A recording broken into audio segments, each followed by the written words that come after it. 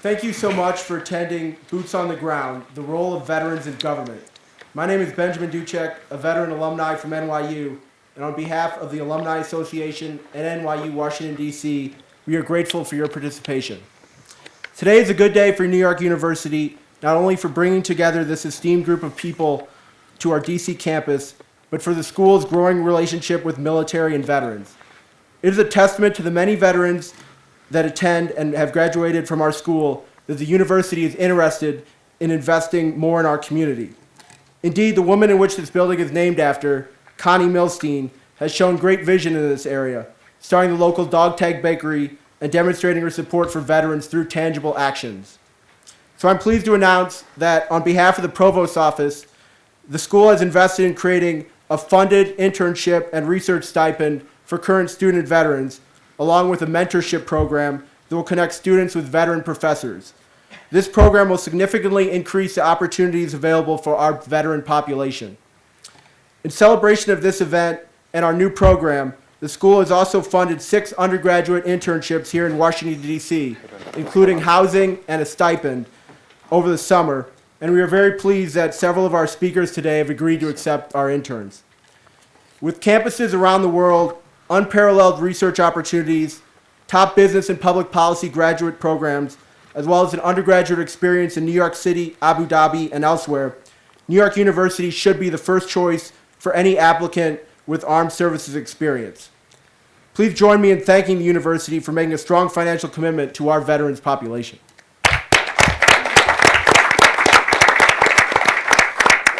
Our first speaker tonight is a true friend to NYU. As an NYU School of Law alumni and as a member of the House Armed Services Committee, Representative Scott Peters immediately volunteered to participate in growing veterans and military relations at our school. Representative Peters is a civic leader who has made improving the quality of life in San Diego his life's work. After a 15-year career as an environmental lawyer, he was elected to the San Diego City Council, where he became the city's first city council president. He was elected to Congress in 2012. Much of his background is in accountability and efficiency in government initiatives, which makes it no surprise that he was instrumental in the creation of one of the most innovative public-private partnerships to support veterans, San Diego 0800. We look forward to hearing his thoughts about San Diego's innovative approach to veterans. Please join me in welcoming Representative Scott Peters. Thank you. I'll come up here.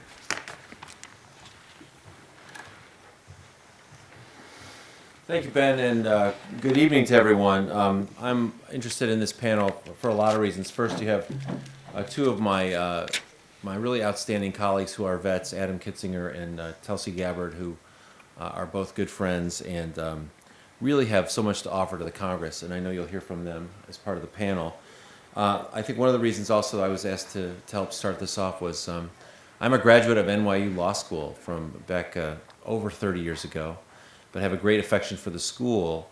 And now I serve San Diego, California. I represent San Diego, which is one of our preeminent military communities. We're very proud to be a military town. We're proud of our partnership in the national defense.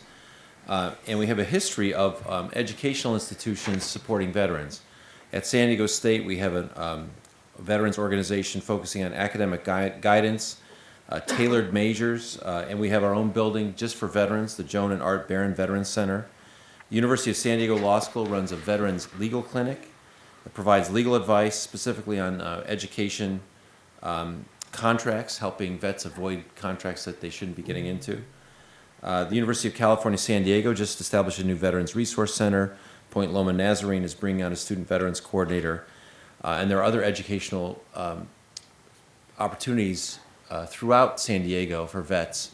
And it's part of our DNA. And I think as Ben was mentioning, we've started 0800, which is an effort in the community without any federal money, without having to pass an act of Congress, which is very difficult, as you know, to provide support for vets transitioning out. We have 15,000 vets a year, or active duty people a year who transition out, and 7,500 of them stay, half of them stay. So we need to find them jobs, job skills training, the personal support that they need. We're doing that from the community for the vets, and it's a model for any community that has any kind of population of veterans combined with any kind of military facilities where they're coming out of, and we're getting inquiries about that.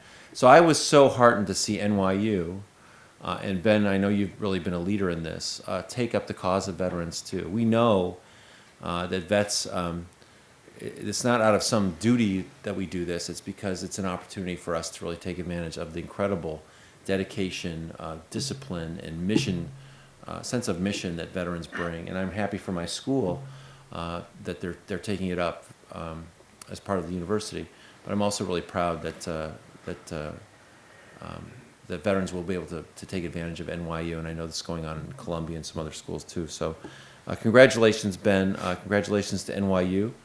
And we hope that, obviously, I know that the three of us, anything we could do to help support the mission that you're leading, we'll be happy to do. So we wish you a good panel, and I know that NYU will do well with the vets. Thank you.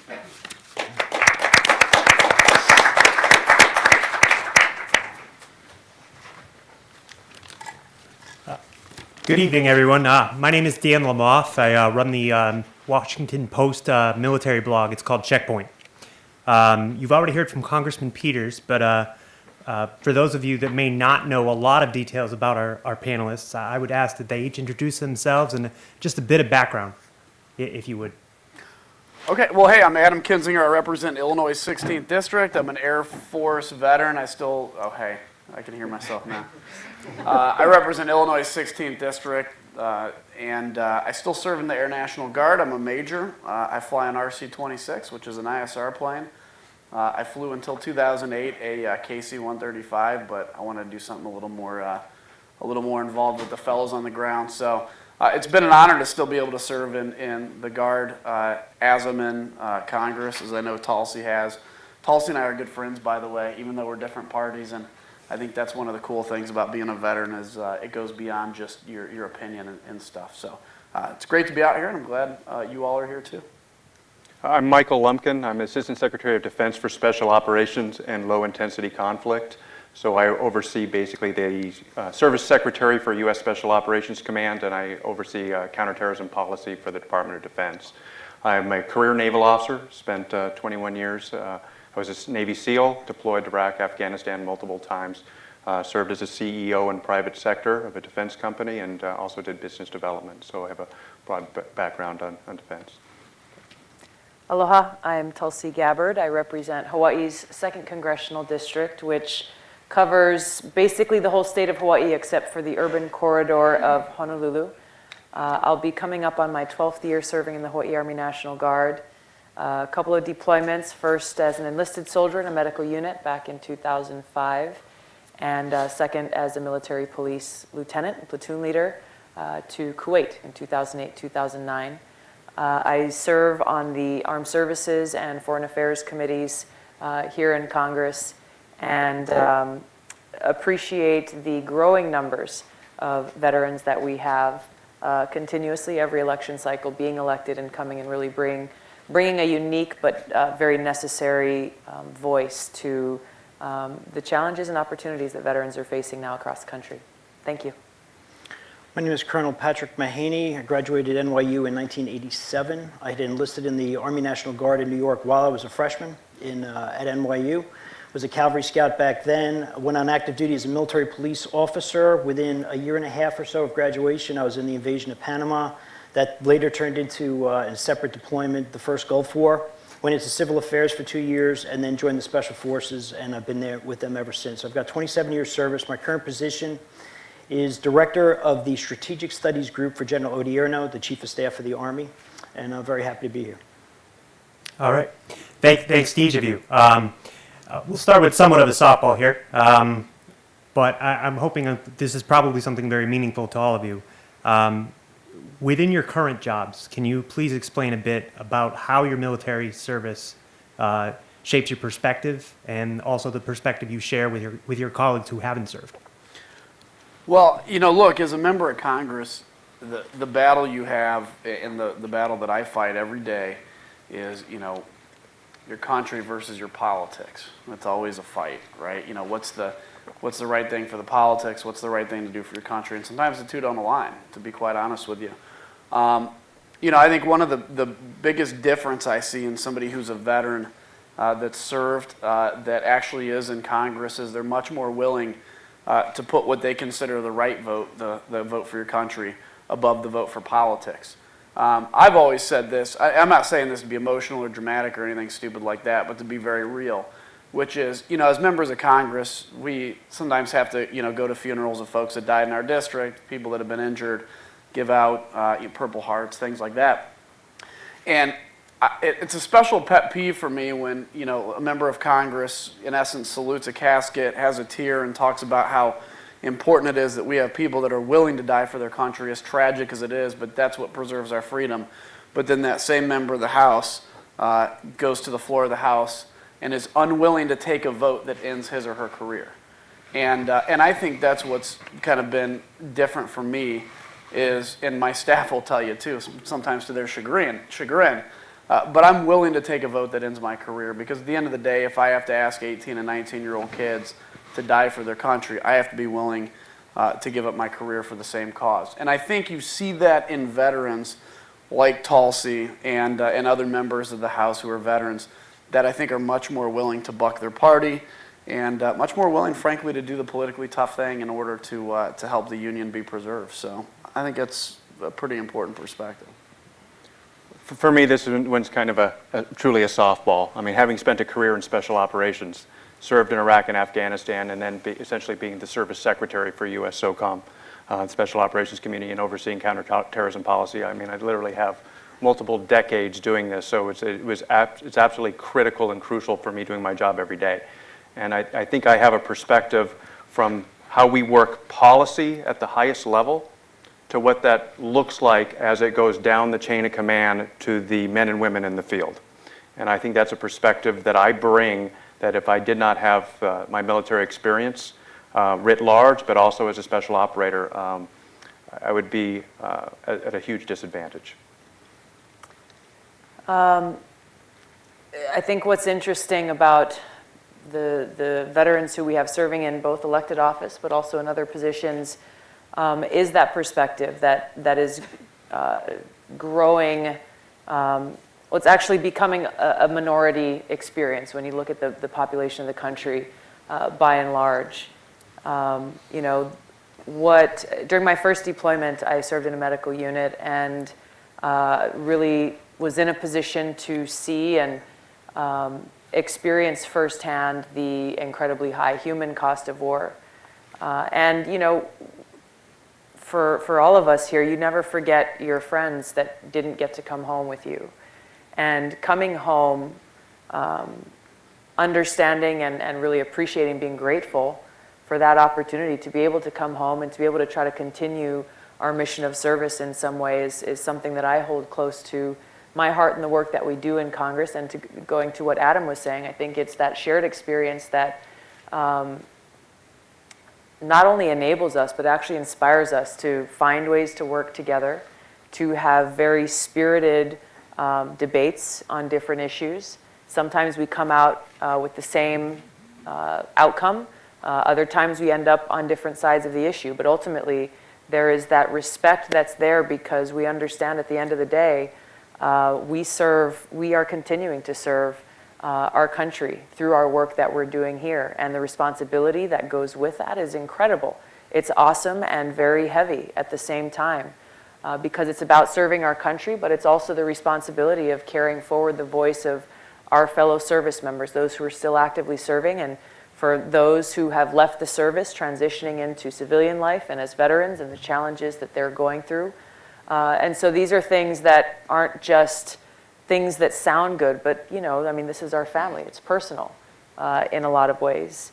So, and the other thing I'll just add to that, when you look at kind of the bios of the members of Congress who served, just even here, each of us have had vastly different experiences in the military, but there are a few very common principles that you learn as a service member in any of the branches of service about, putting your mission first, understanding what it means to work as a member of a team, that as you plan an operation or you tackle a problem, There's a very specific process that you go through where you look at different courses of action in an objective way and figure out what's the best way to reach that outcome and what are the consequences if you play out each of these different plans. So I think the way that we approach things, the way that we approach challenges by, on a lot of different issues is very similar and allows us to hopefully come out with the best result for the people who we work for and serve.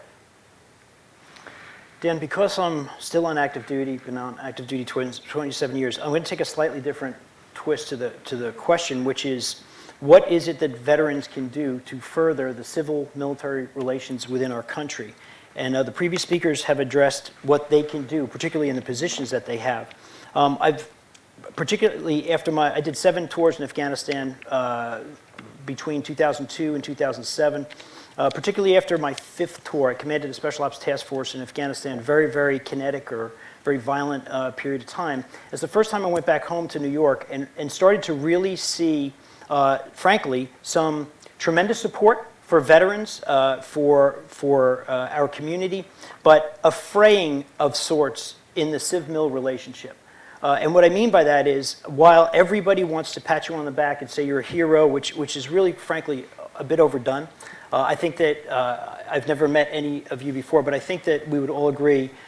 We don't say we're heroes. We not only never say that, we don't necessarily think that. You feel you've known heroes, but we're service members. We serve. And that's very noble. And in and of itself, that's good enough. You don't have to be a quote-unquote hero. So there's a lot of backslapping that goes on. Certainly in New York, particularly post 9/11, it happens. And that's wonderful to see. But sometimes it's an inch deep. It may be a mile wide, maybe not. So my point here is, it's very helpful, I've found, when veterans are the ones who are doing the reaching out activities and can explain a bit more about the experience, which means you have to participate. And I won't speak about elected office or any political office, but even in civic organizations at your schools, in your community, becoming that person that people can speak to, not as a braggart, not as somebody who's looking for accolades, quite the opposite. It's just because people do want to talk to you, regardless of what service you were in or whether you were really in combat or not, all that sort of thing. People want to know, and you become role models for the younger people. And I'll just end it by saying that through the years I went back, because I'm from New York, I went back to NYU quite a bit. I'm very happy to see what's happening, particularly in the last year, the interest here. Likewise, I'll speak for the Army in this case, there's an interest in growing urban studies, for example, in the Army, because if you look across the world, urbanization is real. So how do you understand that? How are we going to operate in those sorts of environments? And some people think that sounds sinister. We're going to attack cities and all that thing. Well, disasters happen in cities. And who gets sent out to fight Ebola in Africa? It's usually military task forces because we can deploy.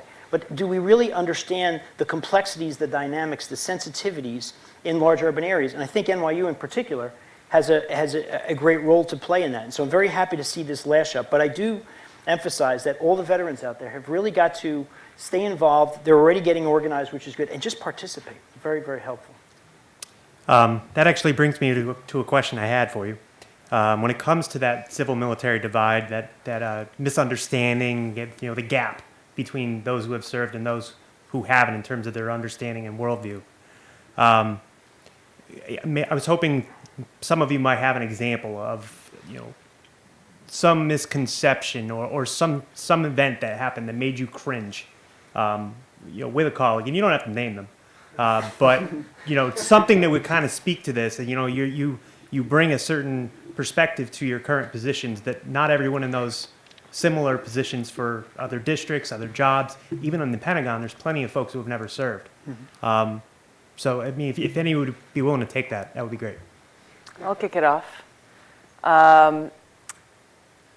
Coming back from my second deployment shortly after I had run for city council and then Congress, and was in a position, kind of, not for the first time, but was in a position where people were asking a lot of questions about my military service, and I was sharing with people my experiences.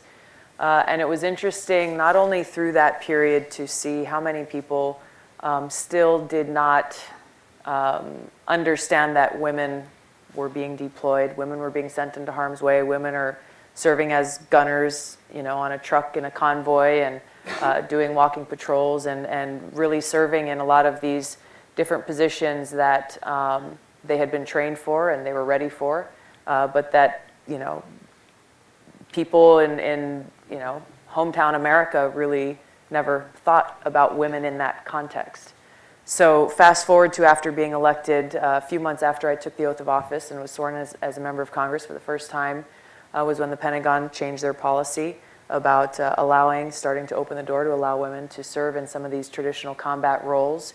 And I was spoke with some of our colleagues who made comments like, I just can't stomach the thought of a woman being shot at in combat. And, very gently talking to some of these members, some of them who are much, more senior than I am in Congress, and explaining to them how long women have been serving in combat and not only getting shot at, but shooting back. Being told that, well, women are not physically, emotionally, or mentally capable of serving in combat by fellow post 9/11 veterans.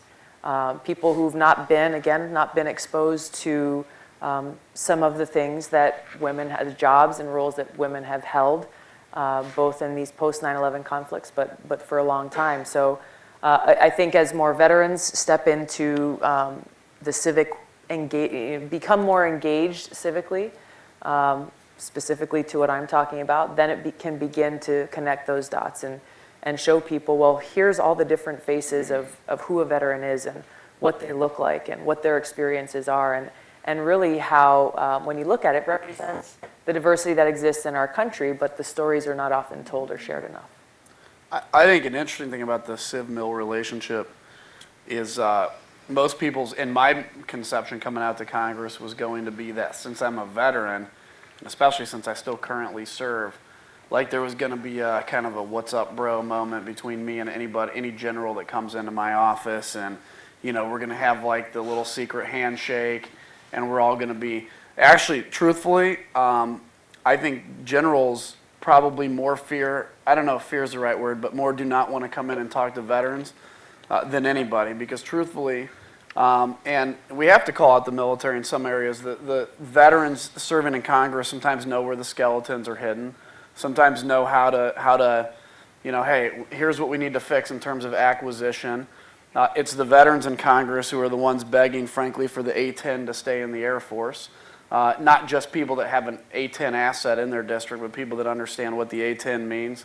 I'm a proponent of ISR and of the RC-26, which is what I fly, which is involved with what you do. And, those are the kinds of things where to ask those pinpointed questions sometimes can give a little consternation. Now, the same token, we can also be the biggest, and usually are the biggest advocates for alleviating sequestration, for instance, for understanding what sequester really is doing to our military. It's not just a top-line number, and now we only spend what the next 14 countries spend and not the 15 countries. It really is destroying our investment in the next generation of body armor, the next generation of tank, and all this kind of stuff. But in fairness too, in many cases, the military comes in to talk to members of Congress and have had a very bad experience when they do it. You have a member of Congress sometimes that their sole interest is protecting jobs in their district and not necessarily doing what's right for the defense of the country. And so it's kind of created, I think, a little bit over time this mistrust that I really hope in the process, and I think we're getting much better at it, but is repaired. You're always going to have some kind of a questioning adversarial relationship, which frankly I think is healthy. But I think in many cases it's the veterans in Congress that sometimes are the toughest to deal with. And we don't do that intentionally, it just happens that way. Yeah, and from my perspective, was there 320 million people in the United States, about 2 million in uniform, so less than 1% of the American population serves at any given time. We've got about 24 million veterans in the country. We have a situation where about 2.2 million folks have served in Iraq and Afghanistan. And many believe that there's 2.2 million cases of PTSD. That everybody who's been in a combat zone has got this tremendous baggage. They're not employable. They're not educable. There's something less there. And I will tell you that is so far from the case. That is, in my mind, the greatest divide, is this misunderstanding of what and who veterans are and what they can do for this country, what they can bring. We take frequently 18-year-old men and women, come right out of high school. We send them into this organization, whether one of the different services. We put them through rigorous training. We forge a team. We make them take allegiance to the Constitution of the United States. They're no longer from California. They're no longer from Delaware. You name the state. They're Americans. And it's the first time many of them have ever had that sense of nationalism. We create people who know how to prioritize. They've got amazing perspective. They understand team. They understand how to put something bigger than themselves as the center of their life. When the bullets are flying, whether you're unrepping at sea between ships, you're launching aircraft, everybody's doing it for the person next to them. It's that sense of teamwork that makes it work, because they're all in it together. And I think it's that misunderstanding of what veterans can bring, both in the private sector or to government later, by many. But they are a national asset, and we need to treat them that way, both in how we continue their education, how we provide them health care, and how we give them whatever benefits that they keenly deserve. So I think that's it for me. I think that, as was just mentioned about PTSD, the D stands for disorder, of course. One of the things that many of us, particularly with this war, because we've been going on for about 14 years-ish, there's PTSD, G for growth. There's a lot of growth that comes out of that. You could become very introspective. You can truly grow in many ways. It's a very sobering experience, some of the things that people go through, not just in combat, but also in training. Just the act of picking up and moving to a base on the other side of the country or overseas, and you get into this lifestyle. Sometimes there is stress associated with that, and sometimes there are people killed in training. I mean, that happens too. Mm-hmm. When it comes to the combat piece, and to get to your question, Dan, I'll go back to the invasion of Panama, which I don't even know how many people in the room were alive when that happened or even remember. We invaded Panama in 1989. It's kind of a big deal for those of us who were there. And when we got back in 1990, there was a sense that it was the first major combat operation since Vietnam. It was the largest combat operation since Vietnam. And there was only 27,000 troops that were involved, which compared to larger operations, it's really quite small. Panama is a country of 2 million people, roughly. Most of it was urban combat. Most of it was. There was some jungle stuff and the rest of it. But upon coming back, that was a really big deal, but for a small number of people. And it sort of got phased out. Within a year plus came Desert Storm, which was a massive operation, picking up about 500,000 troops, moving them through the deserts, and all, which had its own stress, by the way. The war was over very quickly. It was a large-scale maneuver warfare. And when you compare the two, Panama, that type of experience was completely overshadowed. And where I'm going with this is, as a platoon leader in Panama, that was an in-your-face, urban, very difficult situation. It was also very human, because I majored in Spanish and politics at NYU. So I was a fluent Spanish speaker, so in Panama I was speaking to people all the time, got to know them. There was a very human dynamic there. In the middle of a desert, in a massive mobile war, the first Gulf War, it was just a totally different thing. And my point here is that people felt that, well, it must have been so difficult, the desert thing. It was annoying, frankly. You're in the middle of the desert for about 8 months, and then you had these tremendous light shows, as it were, of massive artillery duels and tank fights and that sort of thing. And then really people just picked up at about 10,000, 30,000 people at a time and moved. Okay, but something like Panama, which goes to things like stability operations, is extremely stressful for the individual. Extremely stressful. And so I don't think there's an understanding of that. And so when you look at people coming out of, for example, Iraq and Afghanistan, the current war, there may be small unit engagements, whether urban or rural, that are much more stressful than the larger pieces. And I don't think people understand that. And to me, it's actually quite significant, because if you want to understand the stresses that people are going through, and rather having it turn into a disorder, you want people to grow by that. You have to be able to understand what's really going on and how to talk to somebody about that. And you can't have a one-size-fits-all sort of approach, which when we come back to America, it's, hey, the first Gulf War was a big win. Congratulations, you're a big hero. And the other thing was, you did what? You jumped into Panama? You did? I mean, what was that about? And I think that is one of the awkward things. But again, going back to what I said earlier, by engaging veterans, just talking about it without making big deals about it, you can talk through that, and you'll find you have a lot of commonalities with police officers, firefighters, and others that are out there. And then you form these kind of bonds that are out there, and you start to realize it's just part of the human condition under stressful circumstances, and we can grow as a result of that, which I think can be very helpful.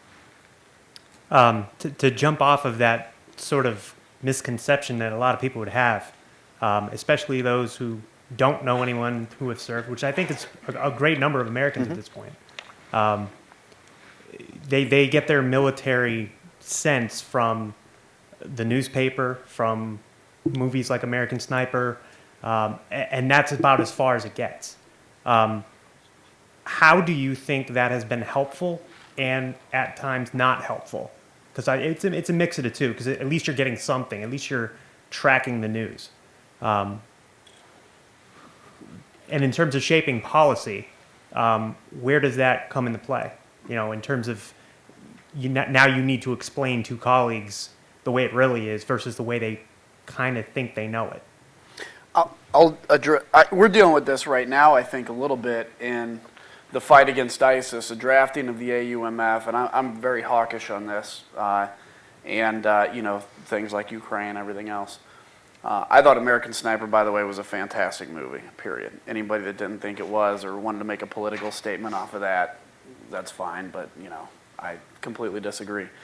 But, you know, the perception sometimes you get, and I've heard members of Congress, somebody who you very much recognize, one time talked about American, you know, we should never involve American ground troops in conflicts again because this is America's most precious resource, right?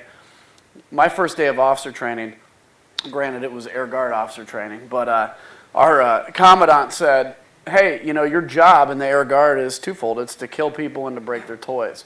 Now, the average American would gasp at that and say, oh my goodness, how could you say such a heartless thing? But that's really the job of the military. It's a deterrent that, if needed, is called upon to destroy people's possessions and take their life. I mean, it's hurtful, but that's what we pay a military for. So when I hear people say things like, our most precious resource, I mean, I appreciate the sentiment there, but that doesn't mean that our most precious resource is not able to go into combat when necessarily and fiercely defend our values and our people. And unfortunately, sometimes when you see, you know, as you discussed with the PTSD issues and everything else, people tend to think like we shall never utilize the United States military again because this just leads to precious people being destroyed. And while we need to invest everything in healing people, we need to invest everything in those that have invested in us. I think it's important for veterans to talk about the fact that, look, our men and women have raised their right hand to swear and sworn to protect and defend the Constitution of the United States, and if they're called upon to do it, they will gleefully walk into combat and destroy America's enemies, like ISIS. And so I think that's a very important perspective, and while I love American Sniper and all these great movies that have come out, and I have nothing bad to say about them, that can be a bad effect as people see him coming home with PTSD and says, well, we can never do that again. You know, it's interesting is that books and movies are made for a reason.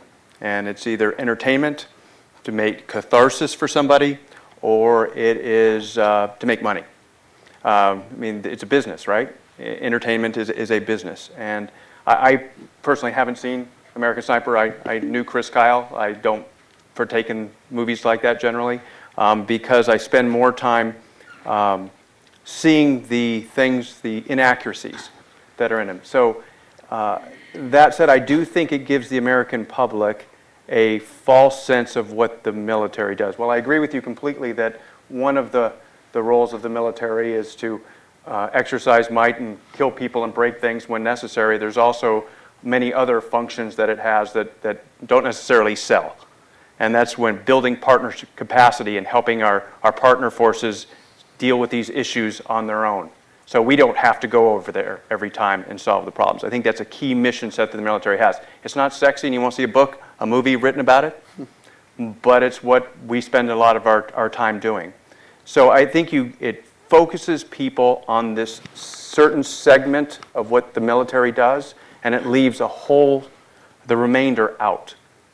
And I think it shows a lack of, it's not balanced generally on what our military men and women do. So I personally have a challenge and don't watch the movies, don't read the books, just because I personally find it distasteful generally.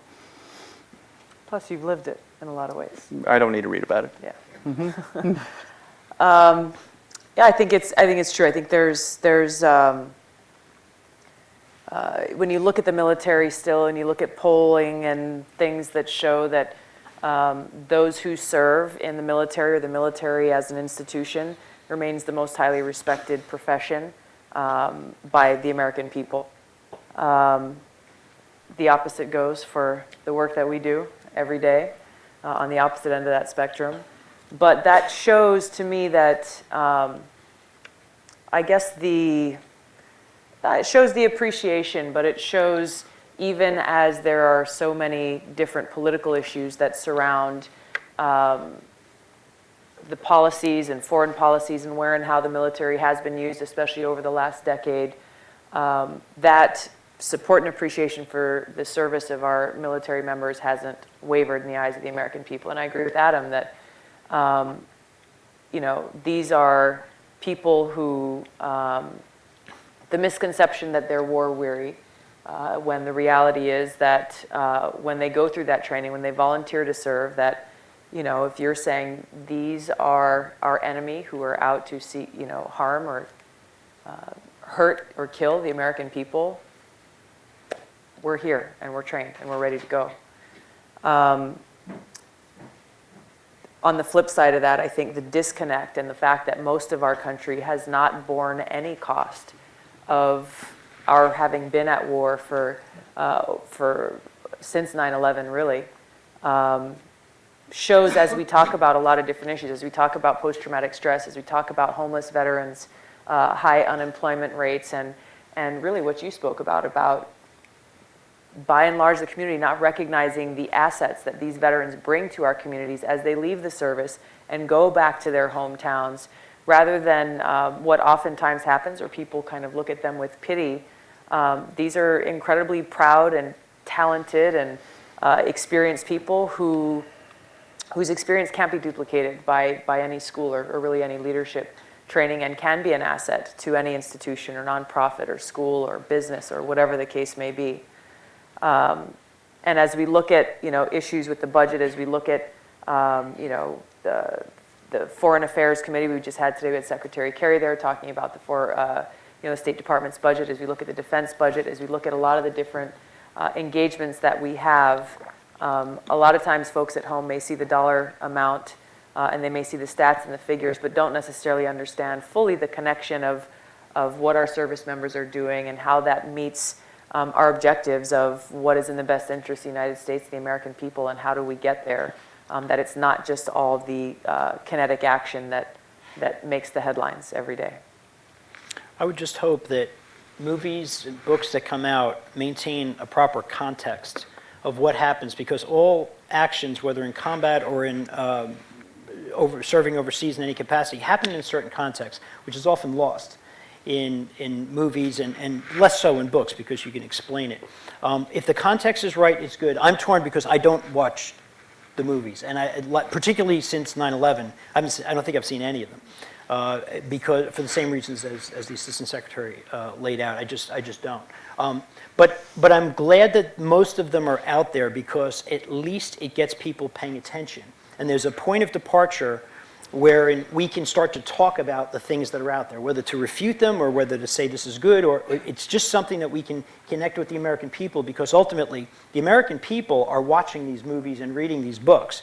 And so having spent a year at the Council on Foreign Relations in New York about last year, as a matter of fact, and I found that I at least had, even if I didn't see the movies, I had to at least understand what the issues were as presented in the movies. Now, I always tried to turn the conversation back to, okay, in the real world, it's this way, or acts according to either what I've seen or what have you. But the narrative development is going to be out there. Somebody is going to tell a story. It's going to happen. So how we learn to deal with that, I think, is to a degree on us to at least understand how to engage in a helpful dialogue, particularly with the civilian community, whether from the arts world or from the business world or just John Q. public out there. We have to do it. So it's painful. Don't enjoy it. Find it awkward. I disagree with most things I see on film, back when I used to watch that sort of stuff. But I recognize it's necessary. I would just hope that there would be more collaboration between the Department of Defense, the veterans communities, without even slightly triggering the thought that it would be some sort of propaganda. We don't need propaganda. The American people won't buy it. They shouldn't. But some sort of shared understanding based on context and what actually happens, I think could be helpful to get people to understand what these things are like. One more question from me, and then we'll open it up to the audience for any questions we might have. It's been a tough year for the Department of Veterans Affairs, and it hasn't gotten any easier this week with Secretary McDonald's getting caught on camera saying he was in Special Forces. People have varying opinions of that. I wanted to focus more on the VA at large, the over-medication at times, or at least that conception. Where do you see the VA doing well? Where do you still see the VA needing work? You're all veterans. I'd be interested in your perspective on this. What I hear from my friends as well as veterans in the community is once you actually get through the door and you're in the system, the care that you receive from the service providers and the care providers within the VA is second to none. It's a place where they feel safe. It's a place where they feel that they can go and be understood and treated, whether it's a physical disability or illness or ailment or they're dealing with some sort of post-traumatic stress issues. The issue, I think, that still exists is the VA is still very much playing catch up with the volume of veterans who have come out of the fact that we've been at conflict now for so long. The advances that technology has brought and the fact that so many more people are coming home, but with different kinds of disabilities than the VA had seen previously. And frankly, were not and continue to be under-equipped to be able to provide the necessary services. How we address that and deal with that is something that I think is being debated and is something that not only the VA is working through, but that Congress is working through, that with modern technology and medicine and how do we reach that end state of delivering that quality care where people are not waiting to see a psychiatrist, people are not waiting to see a doctor, all the things that we've seen in the news. And I think it's unfortunate, but the reality is that it has become such a huge bureaucracy that makes it so difficult to accomplish very simple things. I was told about how an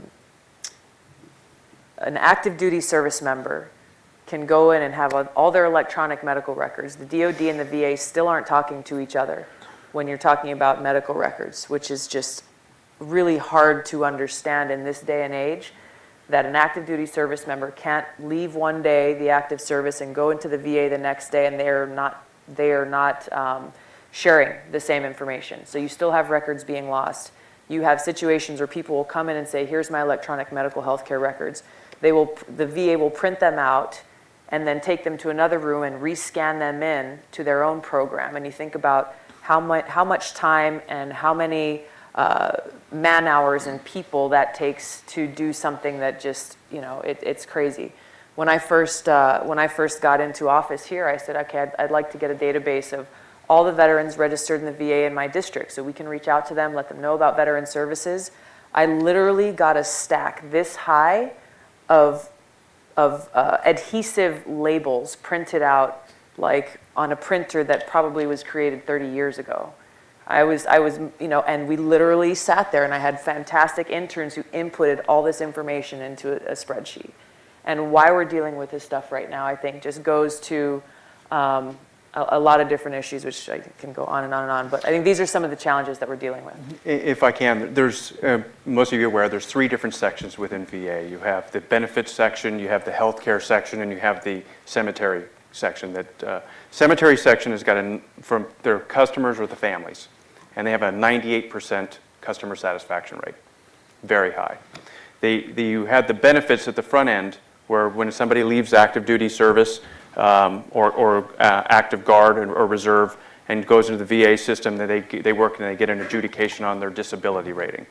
The VA has taken and gone back to Vietnam and done for Agent Orange, and they've done all these things to get these presumptive diagnoses and things like that, which has caused their backlog to grow. So of all these people coming in for getting reclaims, they're whittling that number down. They're mandatory overtime. They're putting full court press to get that done. So I think they're making some tremendous progress. If you look at the health care, I get my health care at the VA. I can go anywhere. And I choose to go to the VA because it's the best darn health care you're going to get anywhere. I usually can get in within 10 days. Show me that in the private sector. Okay, most of the doctors I deal with most VAs they're partnered with a academic institution. So, for example, in Vermont, the White River Junction VA is partnered with Dartmouth. So most of the doctors at Dartmouth actually work at the VA. You're getting the best and the brightest in the medical profession.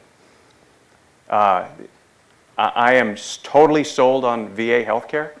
Like any healthcare, there's challenges.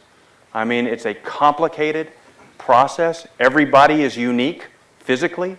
Medications are difficult and formularies. The industry is going through, the healthcare industry is going through change right now. But I will tell you that I am absolutely sold on VA. And I never ask somebody if they're a veteran. And the reason why I don't ask them if they're a veteran, because people think of a veteran usually as somebody who's 70 years old or 85 who served in World War II. What I ask people is, did you ever serve in the military? And if the answer is yes, then go down and get in the VA system. Again, we have 24 million veterans in this country, and less than 9 million of them are using the VA, however gone into the front door. And I think that, and this is because whether they don't understand their status or what the issue is, but I strongly recommend that they make use of the VA because it's a tremendous asset, and again, truly the best health care anywhere. I think they said it well. All right. With that said, then, any questions? Do we have microphones? Do we want them to stand up? Okay.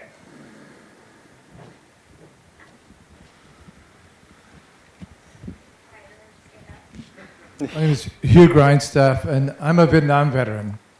And I really appreciate the way the public is treating you rather than the way we were treated in a way. For me, I didn't come straight back to the States. I went to Okinawa and then came back to the States, then went back to Okinawa. But the VA treatment that I get here, it's according to the locality. I think that the type of treatment you get. When I go to the VA here in DC, I find it lacking in treating the patients. It's more like the workers are the ones who are being treated and not the VA, the veterans. And the age of the veterans at the VA here in Washington. The average age at the one on Michigan Avenue is around 63. I'm sorry, sir, we're relatively short on time. What's your question? My question is to thank you guys for your service, but how do you relate to the Vietnam veterans? Well, I love Vietnam veterans because, as you said, when you got back, you didn't get treated well. And we really appreciate your service. And what I really appreciate is that America learned its lesson from that. So it doesn't make your experience any better, but it does make the experience of those that followed better. And so Vietnam veterans have always had a special spot in my heart. And so, with that, thank you for your service. And I just, again, as tragic as a moment in American history that was with how we treated our veterans, I think it was kind of that never again moment when America woke up and said, hey, you can disagree with the war all you want. You can't disagree with those, that are willing to serve.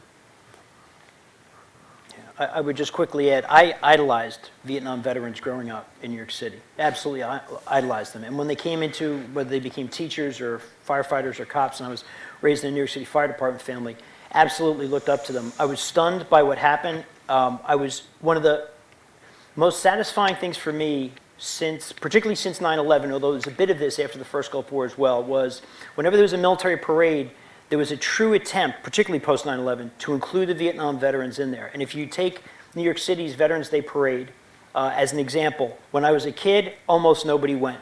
There was a bunch of old World War II guys would show up. There was an occasional World War I guy, and that was it. Vietnam veterans, it was the malaise at the time. You go to the New York City Veterans Day Parade now, it's massive. It's a tourist attraction. It's something, it's really quite fulfilling, and the Vietnam veterans get just as much, if not more, attention than the veterans of my generation and the younger. And I'm very happy to see that, because we can never make right what was wrong, but it at least gives you that sense now that people have woken up and maybe have a better understanding about the whole military experience, whether it's PTSD, PTSG, or whatever. But I think there's a true attempt now to reach out. And we feel very, very strongly about supporting Vietnam veterans in the active duty forces right now, truly. Any more questions? Right there in the middle.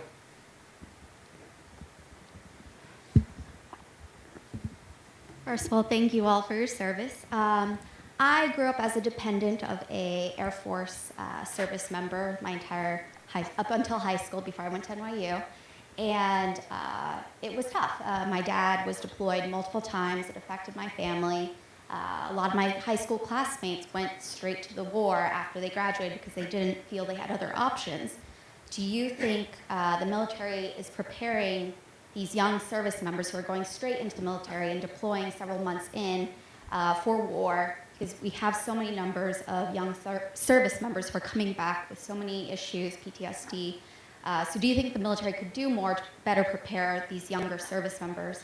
And what else could the government do to help these service members who are coming back to assimilate back into society? Can there be more done? I think absolutely there can always be more done. I think we should always try to seek to see how we can improve in not only training these great Americans who volunteer to serve to be the best warriors there is, but also once they're completing their service to then train and prepare them to go and be very successful in their post-military life or in their civilian life.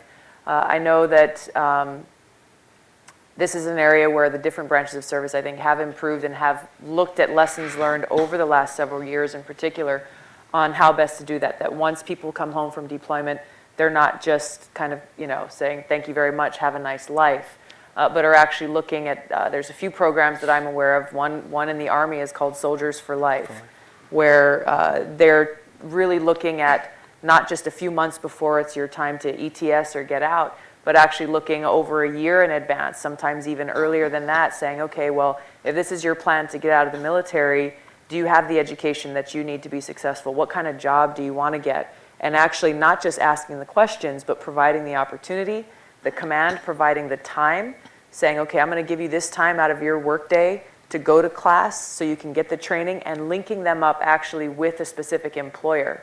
I know Fort Lewis has been one of the pilot bases and communities that has done this, and so far I've heard and seen great success from it. But it really is taking that concept, and the other services have similar programs where you place the same amount of importance on training up for your job in the military and that mission as much as you do training them to be successful afterward. I think, within the special operations community in particular, is that we have service members who have done 20 deployments since 9/11 or more because of the op tempo of going back and forth and back and forth. So it's about resilience, but this is unprecedented. 13 years of sustained, going in the combat zone, coming out, going in. And so there's been a certain amount of discovery learning as we've moved forward, but we've made huge stride in teaching the resiliency to make sure it's ingrained in training at the front end, to make sure that we can address challenges before they become issues. So, and I think that's the key. First of all, you have to recognize that there's something that needs to be worked on. And you have to recognize the scope of the challenge that's before us. And I think we've done that. And as was mentioned, we're investing heavily, each of the services and within Special Operations Command. So I think we're working it diligently. Now, as far as the transition piece, I think that when you look at just the example here of what NYU is doing to help veterans, to what we look at, there's many places in corporate America have programs to train, educate, and bring in veterans because they recognize their strengths and what they can provide to the company. And so, again, I think that we see some real corporate skin in the game with the military to assist in that transition. And as we work the transition between DOD and VA, both, until recently Secretary Hagel, now Secretary Carter, and Secretary McDonald are VA, they're tightly linked, and making sure that transition from a healthcare and benefits perspective is seamless when people go from the Department of Defense and VA.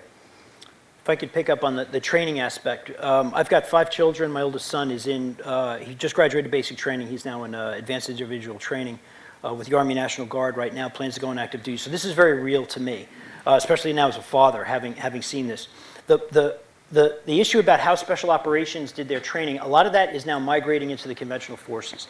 In the case of the Army, there's a thing called the Army Learning Model 2015, which essentially comes down to this. The individual person, the human being, really counts, and people learn in different ways. And the methodologies that we use, say, in the 1940s, 50s, 60s, 70s, don't necessarily work as well as we think, especially given social change. Let me be specific. You can't just stand up there, the term is, and be the sage on the stage. The instructor who knows everything and, you're going to shut up and listen and a lot of this sort of thing, right? You got it. Well, is it really about the instructor or is it about the person who's learning? The person who's going to have to execute out there on the battlefield. It's obviously about those young people who are coming up. So how do you change the learning, the training methodology to get at that? Well, there's a few ways, and we don't have enough time to go into this, but there's been a social change that the younger generation now is having that I think in the Army we got it wrong, and we're starting to make it right. What do I mean? Instead of the old barracks that the Vietnam veterans saw, and certainly that I dealt with when I first enlisted, became a junior officer, we all lived together. There was a true sense of community because you lived in a big room with about 30 people for about 2 or 3 years. And then sometimes you got smaller rooms, but you always had roommates. We moved to a system that essentially was more like a dorm, which was okay, except that the soldiers, in our case, were removed from all the societal structures that they were familiar with. And then with video games, for example, and movies, the ability to have portable electronic devices, everybody's focused on the device, and they really isolate. And it was missed, particularly in the late 90s and the early part of the last decade. And so what happened here is we started to realize that, wait a second, the old teaching methodologies really aren't working as well as they should. And what about those human bonds that we all talk about, in fact, that we've all talked about here? How do you make sure that the younger folks are not being alienated and that they're brought in? So you have to directly address issues of mentorship and team building in ways that weren't necessary in years past because they were taken for granted. That's just how we lived and learned. So the retooling of that, from my perspective, really started kicking off only about 7, 8 years ago, with a focused program kicking in the Army about 3 years ago. So we're not done with this thing, but I think you bring up a very, very valid question because we're still dealing with human beings, even in an ever-changing world. What's the best way to get to them? Because that's our most precious asset. We have time for more? One more question. Thank you. My name is Fred Bonig. I'm a Gold Star dad. I have 3 more kids currently serving, and this one is and I want to first say thank you. This one's for Representative Kinzinger. You started off with this discussion by saying you were a hawk. And this is no disrespect. But when you said that, the only thing I can hear is a knock on my door again. And I have one question. Do you know how many days it's been since the last U.S. casualty? Last military casualty. Do you know how many days that's been? No, I think a month or so ago in 75 days. Iraq. It's the longest period since 2001. And when you talk about being a hawk, maybe that would be something that you would really want to keep track of to keep that, because 75 days doesn't seem like a long time. And let me say this, very sympathetic to your situation. I've never obviously been there, and I hope to never be in your position. And you have all my sympathy. And it's sad, it's tragic. At the same token, when you see what's going on in the Middle East right now, you see 21 Coptic Christians beheaded, you see Americans beheaded. I was in Iraq 5 months ago. I left in 2009. We had won the war. I went back 5 months ago. and met with a girl in a refugee camp whose parents were killed by ISIS, and she ran away with her brother with cerebral palsy and 2 other kids, and now lives in a refugee camp that she doesn't know. I believe in American strength. I believe that when America retreats, chaos follows. And so when I say I'm a hawk, that doesn't mean unnecessary violence. That doesn't mean unnecessary warfare. But it does mean when America retreats, sometimes you see the result of that. And for me, it's recognizing that we live in a very violent world with very violent people, and America plays a very indispensable role. So that's my position, again, with great sympathy to the situation that you find yourself in.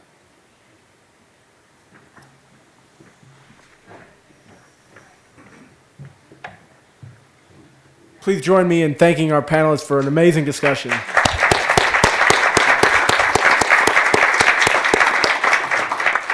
We're really thrilled about this event, and look for more events by NYU Washington, D.C. to come. There's a reception outside. Thank you so much. Nice to meet you. Very good to meet you. Sorry, I didn't really realize out of Nice to meet you. context here. Yeah. What do you mean? Thank you. No, just that we had just, yeah.